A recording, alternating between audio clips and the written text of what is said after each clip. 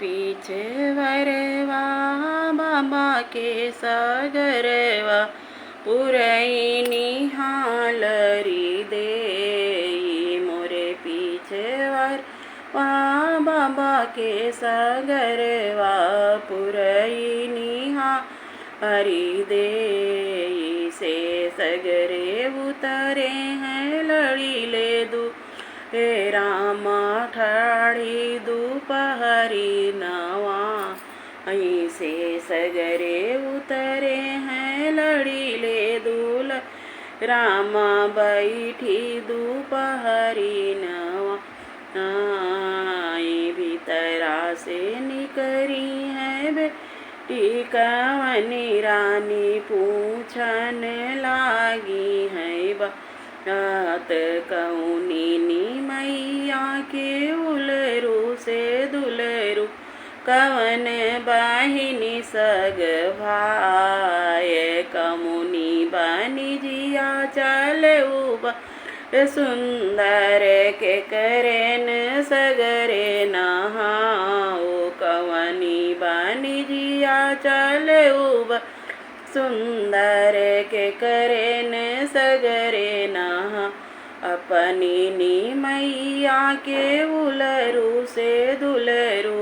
अपनी बाहिनी सग आय ससुरु बनी जिया चलन पनी बनी जिया चलन बारे सुंदर ससुरु के सगरे ना आओ यतनी बचन सुन बेटी कवनी दौरी घर कहाँ जा आई जाऊँ नाही बरे बाबा नगरे ढूंढ तुहा से बार सगरे नहाई जाऊँ नाही बरे बाबा नगरे ढूंढ तुहाई से बार सगरे न यतनी राम रसोइया सेवा भी बुअल ही सुनु नन दोया मोरी बा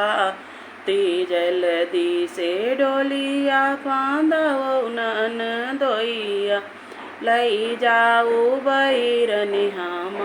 आरियाओ नन दोइया पलंग चढ़ी बैठ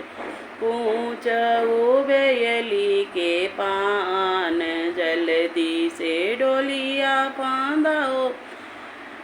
दोइया लई जाओ बैरनी हमार नहीं लई जाओ बैरनी हम